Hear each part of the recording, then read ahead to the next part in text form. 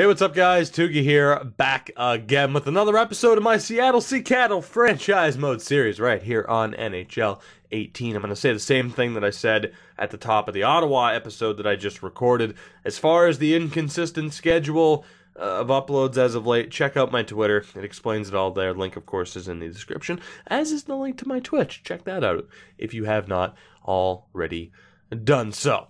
That said, let's get this show on the road, shall we? Because we don't have that much to set up, really. It's another season for the Sea Cattle. Okay, I'm lying. I changed a lot about the offense. I changed a lot about this team because what I have done is put the emphasis on playing players where they are most likely to succeed, at least according to the game. So by player role. So Bengoa, of course, and Tommy Tunnell are going to be on the top line. For the second line, Anderson, Dolan, and Geeky, there's no more development there. Sutter's 26. There's no more development there. But for someone like Rogalski, still a chance for him to get better. Let's try him out on the third line to see how he develops. Lorentz is 25. There's really not going to be any more development there. But Belfour, at 24, maybe we can get a little bit more development out of him. And then unfortunately, Connor, Woods, and Dillman are all just kind of throwaways, as you'll see with the AHL lines here. I wanted to get guys like Volk, Bengoa, and Horton down in the AHL to see what they could do. The forward core is ordered by way of potential, so we have some lower potential guys here, as it is Bass and Madano are, of course, defensemen that we're going to be playing at forward just so that everybody can get time. So this is mainly a last-ditch effort to see if Jake Bengoa can improve. That's pretty much what it comes down to, and it's also kind of a way to tank a little bit this season. Of course, in the last episode, we picked up that medium elite defenseman that we needed. 2 episodes ago, we picked up Joseph Hainsey. I think it was 2 episodes ago. It might have been 3 episodes ago at this point. We picked up Joseph Hainsey, so the team is continuing to look better. With Josh Oshie between the pipes, we're still going to do all right, but it makes sense to kind of tank a little bit now and potentially waste a few of his formative years, so that way we are ready to go and we are ready to be competitors once Oshie hits his prime. So with that said, let's get this season underway. Like I said, with our goaltender, our defense is considerably worse, but with Bengoa, with Tunnell, with our goaltending, I would still expect 10 wins this season. I don't think that's out of the realm of possibility. But the big thing for this episode as we continue to develop is whether or not we can find another elite level defenseman in this draft. Or maybe not even another elite level defenseman, but we just need defensive depth. We have a couple of medium top 6 defensemen, but aside from that, it's just the medium elite that we drafted in the past draft. So, you know, a medium top 4 or 2 would be tremendous. More medium top 6s just to kind of increase our odds of ending up with NHL caliber defensemen would also be spectacular as we pick up our first win of the season. It was a 3-0 shutout of the Vegas Golden Knights. Case in point, Oshie might be capable of greatness in a few moments this time this season, which really kind of put to the test how well can a good goaltender do with a pretty piss-poor team in front of him. 91 overall Oshie at this point in time. So yeah, I think that pretty much covers it. I mean, those are the major changes. Setting up the lineup the way that we did, which, like I said, there was the talk at the end of the last episode, and I left it up to you guys. There were a couple of comments in favor of kind of setting up the team this way. Maybe not to the same level that I did it, but I'm feeling good about it, as we just won back-to-back games towards the start of November, which is ridiculous. I said 10 wins should be possible. We're already on 5 wins in under 20 games. Make that 6 and 7 and 8. Oh my God. We might, I said tanking. It wasn't exactly the goal, and as it turns out, Oshie and Tunnell, Bengoa, they're not exactly up for the idea of tanking, it would appear. Whether I like it or not, we're going to be a half-decent team. The question was out there, or the request was out there, to look at the Bruins team, considering they finished lower than we did last year. We'll take a look at their team at the end of the year because obviously it would have already changed from what it was last year. But if there is a team that's worse than us, I will absolutely take a look at their roster. But for all we know, the Bruins could end up being a half-decent team this year, or at least better than they were last season, which really, I mean, considering you did worse than we did, it's not going to be all that difficult to do better than to do better than you did last season. I mean, really, I don't think 30 wins is going to be possible. I'm hoping we'll hit 20. If the Bruins somehow, or any team really, somehow loses more games than we do, it's going to be shocking. It was shocking last year when the Bruins finished below us in the standings, as we hit win number 15 there against the Devils on January 9th. Welcome to 2027. It's only 9 short years away, right? My God. Oh, man. So I'm eager not only to see how we do this season, to see our lottery odds, but to see that development. Whether or not this works out. We've tried a couple of different development strategies. I still tend to go with the idea of just playing the best overall players where we can. But clearly, I mean, well, I won't say clearly, but with some players, I feel as though that strategy doesn't work. And with others, like Jake Bengoa, for example, there are some players that just don't develop. So there is that element of randomness to prospect development, which I'm honestly a big fan of. Just because you get a medium top 6 with the 14th pick in the draft doesn't mean he should pan out to be great. There are plenty of examples of players. I mean, Scott Glennie immediately comes to mind. I think because we signed him in this series at one point very early on. But, you know, there are those players every year that just end up not making it. And as it turns out, Jake Bengoa might be one of those guys, although he certainly has a bit more time in the NHL than most draft busts would, because we decided to play him for the sake of a lovely, lovely joke. 22 wins on the year. Be honest. How many of you thought we'd win 20 games? I can't imagine it would be many of you. I wouldn't have said 15, really. I don't know. If I had to bet on it, there's no way I would have said 20. I didn't think the power of Oshie would be that great. But case in point, if we can get this team into a competitive setup, who knows what Oshie will be able to do for us throughout the course of this series. We only have a month and a half to go in the regular season. We are making very good time, as we usually tend to do. Of course, that's the great thing about a series like this, especially when it's all about progression, is how quickly we make it through each season. We're under 10 minutes into this thing, and we're going to be done by the 10-minute mark. We should be at the draft by the 20-minute mark, maybe 25 at the latest, depending on how long it takes to look at the stats. Tacoma, by the way, I haven't pointed them out at all in this episode. 26 wins. It's one of their best seasons yet, which I guess isn't surprising. You have a franchise-level goaltender between the pipes. You have some other guys on that roster that I normally would have played at the NHL level. We might hit 30 wins, by the way. It's going to be really close. I think we're going to fall just short. Maybe not. Can we get 2 wins in our last 4? We lose to Boston. We beat Detroit. Can we win one of our final 2 games to hit 30 wins? Can we beat Vancouver? We're going to have to wait. It comes down to the last day every time, and because it's on a Sunday, we're going to have to wait for the scouting report to pop up here, at least about changing that. So, the drama. Drum roll, please. I'm just kidding. I'm never going to remember to edit that in. Did we beat Vancouver? No, we did not. We finished with 29 wins.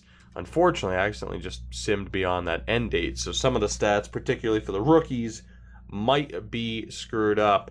But there you go. Tommy Tunnell led this team in points. We'll take a look. 29 wins on the year, 29, 47, and 6. Good for 64 points. Calgary, Edmonton, San Jose, and Vancouver have all made the playoffs and all hit at least 100 points. In the Central, Dallas, Winnipeg, Nashville, and Chicago have made the playoffs. In the Atlantic, it's Tampa, Buffalo, Montreal, Ottawa, and Detroit. In the Metro, New Jersey, Pittsburgh, and the New York Islanders, which I think confirms we have the worst record in the league. Yes, we do. We finished 2 points behind Columbus. I'm still going to take a look at the Bruins roster. I'm going to do that right now just to get it out of the way. But like I said, I have a feeling their team would have changed considerably, whether or not they brought in certain players or, just certain players progressed. But This is the Bruins roster as it stands. Oh my God. I don't want to imagine. I don't want to imagine. That said, it's still not the strongest lineup we've ever seen, so I guess I can understand. I can definitely understand why they might have struggled. But this year, they were not in the basement of the league. That would be a distinction owned by your Seattle Sea Cattle, which I am not complaining about. It's never a bad idea. Whoops, didn't mean to go to the calendar. Never a bad idea to have the worst record in the league when you're running a series like this. I want to take a look at the playoff tree, though, quickly. So Winnipeg, Nashville, Dallas, Vancouver, Edmonton, San Jose, Calgary, and Chicago. Over in the East, Pittsburgh and the New York Islanders, New Jersey and Ottawa, Buffalo, Montreal, Tampa, and Detroit. As far as the points, though, around the league, of course, Tommy Tunnell led this team in points with 63. Trent with 55 and 26 goals. Kyler Yamamoto with 44. Rogalski put up 37, as did Sutter. 35 for Belfour and 30 for Bishop. You guys can see the rest from there. And obviously the goaltending helped because some of these plus-minuses should have been absolutely horrific, which makes me think, oh, she did incredibly well, and he did. A .930 save percentage behind that bad of a team. He's a miracle worker. He really is. And Wisniewski, in fairness, an .892 is not that bad. If we could get a solid team in front of Josh Oshie, we're golden. He could... I mean, maybe I'm jumping the gun, but if you want to talk about great goaltenders that we've seen in NHL 18, he has a chance to be up there. He really does. Imagine the team that Ola Bachman, Victor Markov, that those two guys are behind. In both Chicago and Edmonton, two teams that made the playoffs. Oshie was tied for third in save percentage with Harold Dice and Patrick Barney. So, yeah. I mean, he's up to high elite. He wasn't high elite before. So, I'm feeling good. I am feeling good about our chances. I imagine the rookie scoring would have been Merced. It wasn't. And it's going to be Jared Ashen by a very, very large margin around the league in general. Kucherov led the league in points with 97. He and Stamkos were the only players to break 90. Rasmus Dahlin was up there with 81 points. Also in Edmonton, of course, because memes. Yasina led the league in goals with 49. You had Stamkos up there as well. And for the hell of it, why not? Where's our old friend? Although Gene Monador might be the biggest goon in the league right now. The NHL's Iron Man, Charlie McAvoy, before he had a picture, of course. Faceoffs, one went to Leon Draisaitl. The hit king was Matt Leduc. What a guy. Throwing around the body, the former Spokane Chief. Block shots went to Tony Osplund. Giveaways to Gabriel Savage and takeaways to Bear Khan. This might be Bear Khan's year. It could be. I would not be surprised, though, to see it go to Raymond Vinivici, and or Connor McDavid. Just because of the face-offs one. I feel like it really weighs in takeaways and face-offs one. I think Raymond has a chance to upset Connor McDavid. The Fight King was Monador, which means, again, that Jake Dotchin is down in the minor leagues. Speaking of the minor leagues, though, I want to look at the points. Obviously, that team did not make the playoffs, but how did some of these guys do? Volk with 51 points, Jake at 48, 25 goals, but you notice the overall number. I just don't think it's going to happen. Goaltending, in his rookie season, Joseph Hainsey up to a .919 save percentage in 60 appearances. And of course, we also have Grant Hargrave there. We have some good goaltending depth. Let's go ahead and sim to, hitting all the wrong buttons. Let's go ahead and sim to the end of the postseason. We'll take a look at the progress report. Some of those numbers that you would have seen with those overalls, they're not final as of yet. Things can still change, so maybe we'll see some late bloomer style development from one Jake Bengoa. That is the hope. Otherwise, I mean, really, if he doesn't progress this season, he's done. He's never going to improve, which will lead us to a decision that has to be made. Whether or not we just play him in the NHL. If we do we play him on Trent's line? Or do we perhaps leave him in the AHL as the AHL captain? Do we leave him as the gatekeeper of that team? There are more forwards, but I want as much accurate info on defensemen as possible. So, numerous different ways the career of one Jake Bengoa could pan out now at this point. But we will decide that when the time comes, as the Buffalo Sabres and the Grand Rapids Griffins are champions this year. We'll take a look at all the awards there. So, Buffalo pulls off the victory. They ended up beating the Nashville Predators in 6 games in the final. Down in the AHL, Grand Rapids beat Bridgeport in 6 as well. As is tradition, let's take a look at the cup-winning team as I hit... Man, I am just hitting all the wrong buttons. I don't know what's going on. Buffalo, led by forwards Trent Hordichuk, Jack Eichel. Boy, nice to know you can put up those numbers, Jack. Would you like to do so in a different series of mine? They also have Jared Dowd, Reinhart, and Barkov all at least put up 20 points. That is insane. Jeremy Wood.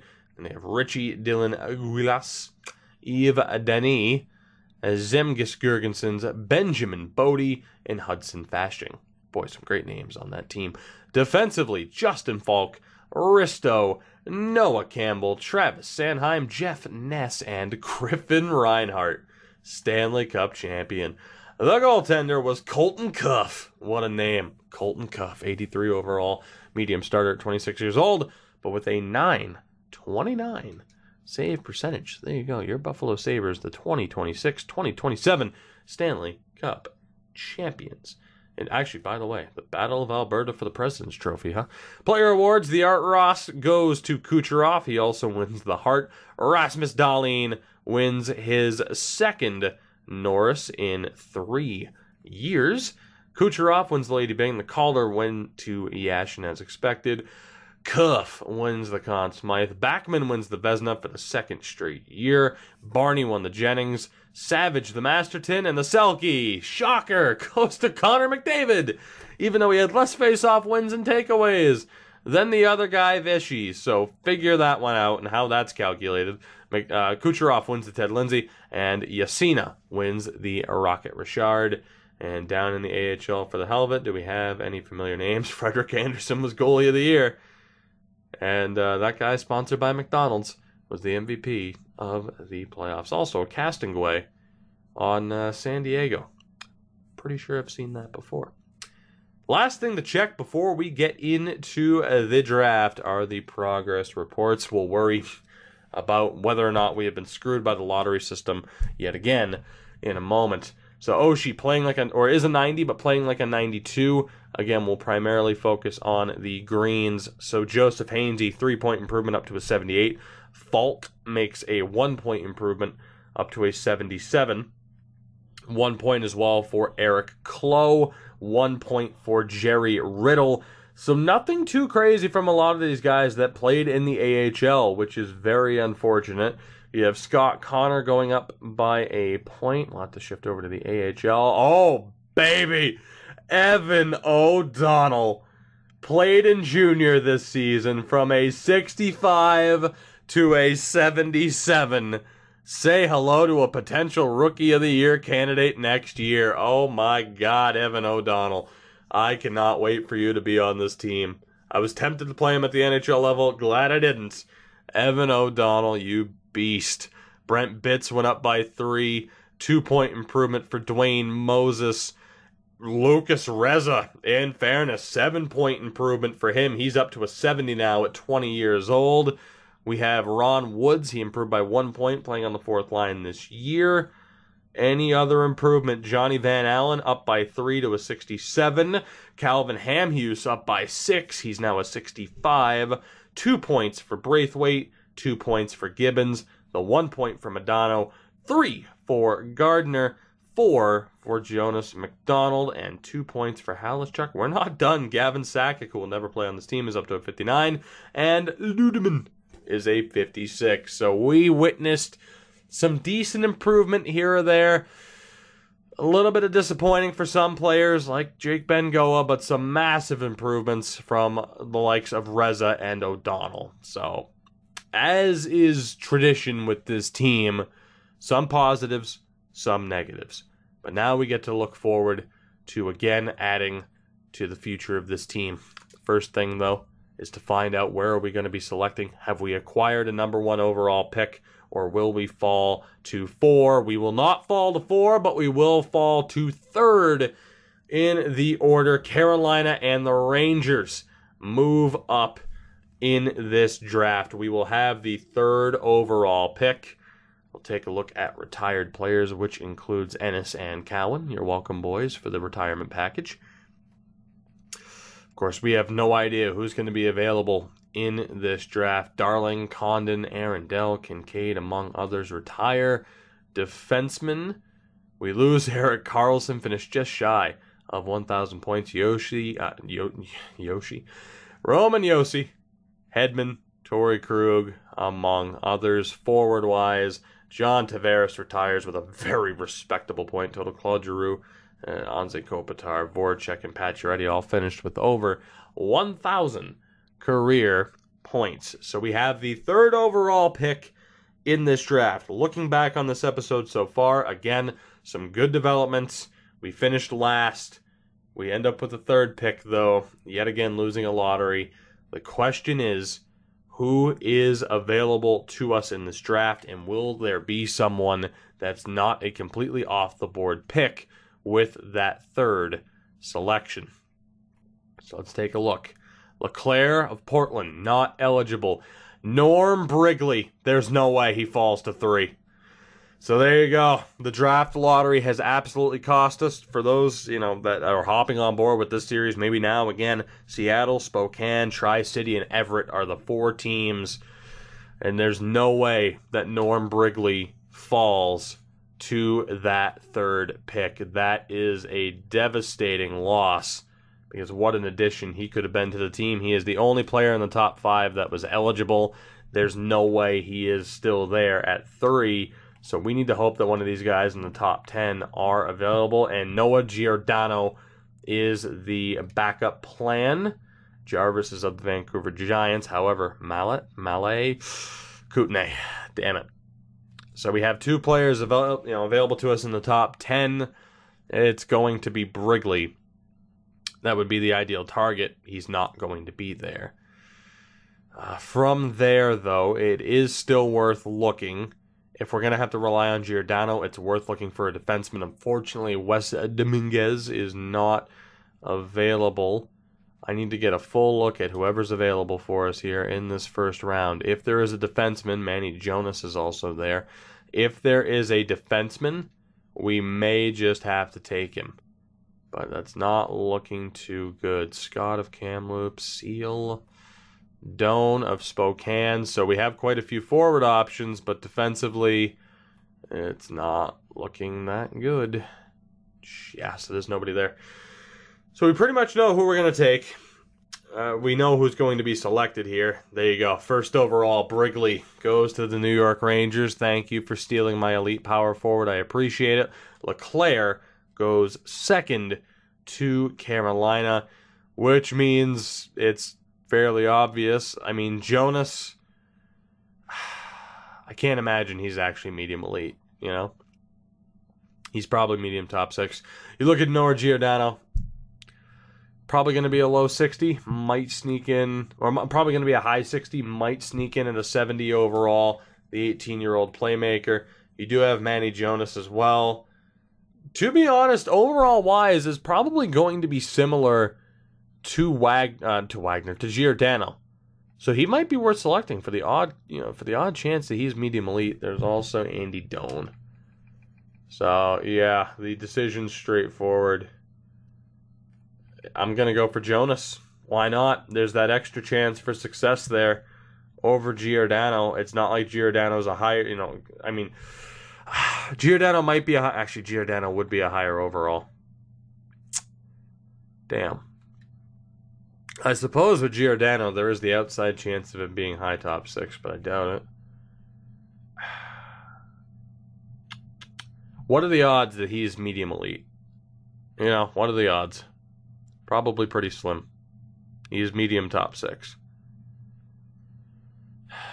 That said, I'm going to take the risk and I'm going to take Manny Jonas because why not? It's a forward. He'll be good regardless. Medium top 6 and a 64 overall. It was worth a shot. Obviously, We could have had someone a little bit higher up, but point being, the draft lottery absolutely screwed us out of a great pick. And we'll see what's up with Giordano. He's a 67. So, 3 overall point difference when I took the risk on maybe possibly there being something. But, I mean, we knew he was going to be medium top 6. You had to let me hope and dream, damn it. You had to let me. And if you didn't let me, well, too bad. I didn't anyway. So who do we have here now? We have Murray Harding. Great name, but no thank you. Sutton on Moose Jaw. Kamloops. Boynton. Come on. Waugh or Parker, please. Parker. Yes! Corey Parker. Thank God. Oh, we needed that. It doesn't matter what the other ones are. It doesn't. Yeah, fuck it. We have our pick. At least we have a good defenseman. And he could be, I mean, he's looking probably about mid-60s at 17 years old, which is extremely promising. No doubt about it, though. Corey Parker from the Everett Silvertips is the way to go as I try to fight off a hiccup. And he's low elites. Corey Parker. What a pickup for the Sea Cattle. So we miss out on a great addition, potentially with the first overall pick. We get Jonas, who's another strong addition to the team, but we really make an impact in the second round, getting Corey Parker, a low elite defenseman, 65 overall. What an addition to this team. We had an outstanding draft in the last episode, and so far so good in terms of adding to that and building upon it. God damn, we needed that. We have Ted Cope moving forward. No time, no rest. We have to keep moving forward. Tri-City, we have Bradley Hayes, but again, we don't exactly need goaltenders. But it might make sense to take him if there's nobody else available. It's Cope, who we know isn't great, or it's Hayes. Just period. Unless there are other players. You have Goldman on Tri-City.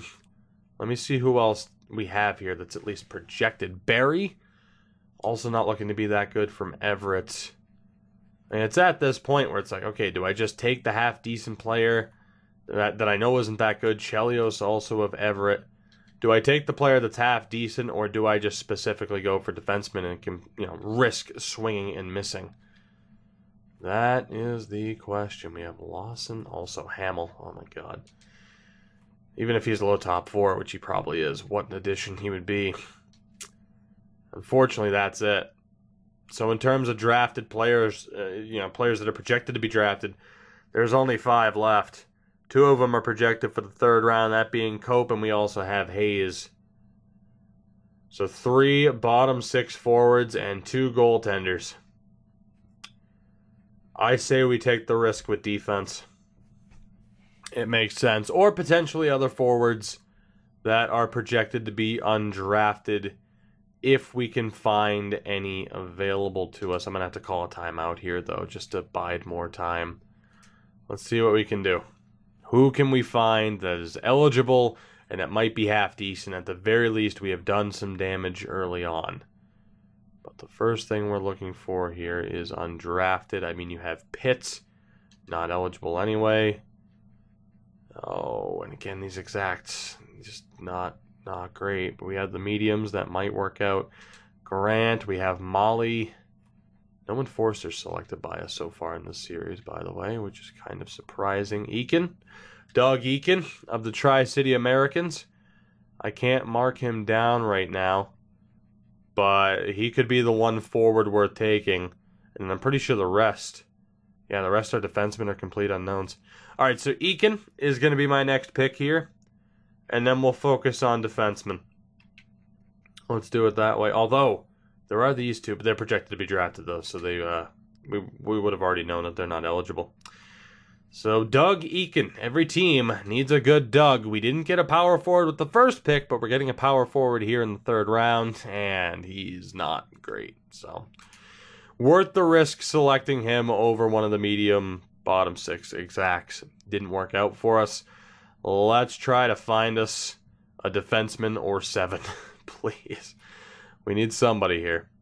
So we know these guys aren't eligible. We have all of these exact potentials, which again, unless they were exact top 2, it wouldn't be there. I'll call him Billy Boner this time, for whoever the hell cared. Probably Billy Boogner. The Boogners. The Boogers. The high potentials, I mean, we just, yeah, that's not really going to work out, is it? You have Schaefer on Spokane, Medicine Hat, Shipley, and Ness. Yeah, it's not looking too good. We need one of these 4 to be half decent, please. And eligible. Rosehill? Nope. It's not looking good, guys. It's not looking good. And we know someone like Wilcox is going to be garbage. So do we go with the unknown strategy? If they're eligible, we might have to. This is not a good draft for us. We did our damage in the first 2 rounds. Please, are any of these guys available? Oh my god. All right, well, there's 1 defenseman left in the draft that's available for me to take. That is not a good sign. At least that's not, exact top 2. I mean, I might as well take Alvin Schaefer. I expect him to be worse. I mean, I expect him to be terrible, but I'm going to take him for the hell of it for the off chance that he isn't. And yeah, he's pretty shit.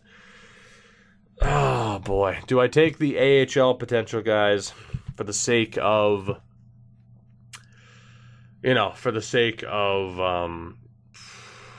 I've lost my train of thought. I can admit it. For the sake of, maybe having them be a high potential player, I'm going to take Barry with this next pick. It makes sense to do so. So Lance Barry of the Everett Silvertips will be added to this team. Medium bottom 6 and a 59 overall, but he's at least a decent depth option that we've added to the team after swinging and missing with the chance of getting a defenseman. We'll avoid the butterfly goalie. So we are pretty much boned. That is what we're learning here. At least in terms of defense, we're screwed. Goaltending, we are screwed. And then again, defenseman, there's just nothing here for us, really. Unless one of these guys were high top 2, and even then we had Ty Smith at that marker, and he didn't develop. So I am worried. I don't know who we'd take forward-wise. Or even who's available at this point. It just kind of seems like a wash this year. So a rough spot to find ourselves in. We know that Pitt was eligible. No, he wasn't eligible. Damn it. I don't even know who I can take. Do we have players that are even eligible for us to select? At this point, I don't think we do. I'm going to double-check through all these names just for the hell of it. But outside of that goaltender, Chelios, we don't have anybody. I'm just going to take Chelios at this point. Again, from the Everett Silvertips, Victor Chelios. Might as well. Medium fringe and a 55. Might be an AHL backup guy for us. But outside of those top 2 picks, and even then we kind of got screwed by the lottery, it's a little bit disappointing. We got the defenseman that we wanted, but we weren't able to get any more than that. We get 1 defenseman, and that's it. Then it all just kind of falls apart, and we're not able to find anybody else. There's Spalling as a backup. He's probably my go-to selection in case there is nobody else eligible for us to pick. We'll take a look at everybody again here, just to make sure. Boy, no, I'm not going to say it. You know what my complaint is. If you've ever watched a video of mine, you know what the complaint is that just came to mind. Oh, boy. You know what? Screw it for the memes.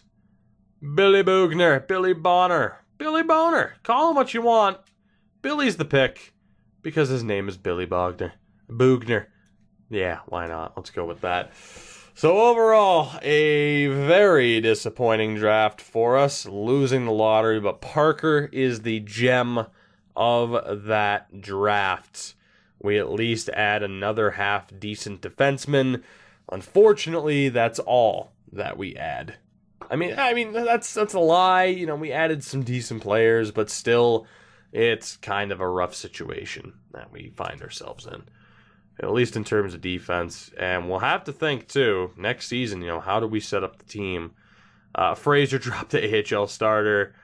In terms of needing you as a backup, we don't. So Colin Fraser, you never panned out. O'Donnell, we haven't signed yet. Bishop, by the way, dropped an overall point. That is devastating. All right. You know, I'm not going to sign O'Donnell yet. I'll leave that decision up to you guys as to what we do there. We'll release Jake Gardner for the moment. Let's sign Riddle.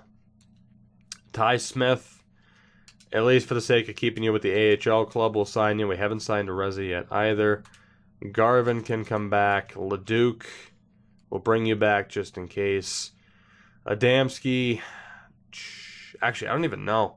At this point, someone like Adamski should probably go. I shouldn't even have re-signed Leduc, really, with some of the guys that we have. Yeah, Adamski, I'm sorry, you gotta go. You got to go. Sakic as well is on the way out. Let me just go to all expiring. Which I don't know why it shows unsigned players. It's kind of weird that it does that, and honestly, it's a tad bit distracting. The wingers, Sutter needs a deal. I'm going to drop it down to like 4.8. He should still be willing to accept. Never mind, he didn't want to re-sign. Too bad, you're going to. I'll offer you all the money in the world to make that happen. Bring back Bengoa and Woods. Left wing, please. Horton. We'll sign him up as well. And at center, Lorentz and Geeky need new contracts. So we know Sutter's going to decline. Everybody else should be back. Again, we'll have to sign a veteran or 2 or 3 to an expensive contract. But for the most part, the team is set. It's just a matter of what kind of late progression we get through the offseason with some of these players. But also, what exactly do we want to do? Lorentz actually rejected as well. A couple of guys rejected. What exactly do we want to do in terms of a team setup? Do we just ice the best team possible, get the guys with good potential in the NHL club just to see how they perform? We have options, particularly on defense when we continue to struggle to find players. So Sutter will bump you up to 5.5. I'd like to think you'll accept that. Lorentz will bump you up to 3.5. 3.525 works. And Ty Smith. Amazing that he's rejecting, because if he doesn't sign with us, he's never going to see the NHL again.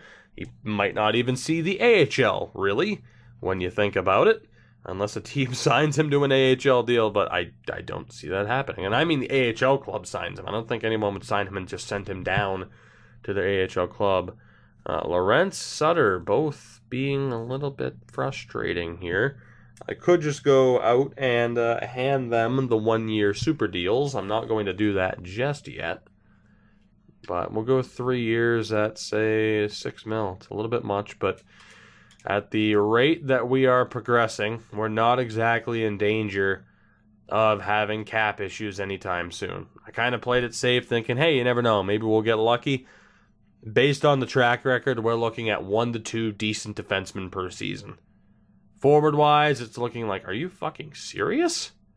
All right, well, guess who's getting the super contracts then? Because they want to leave. They flat out want to leave. So, yeah.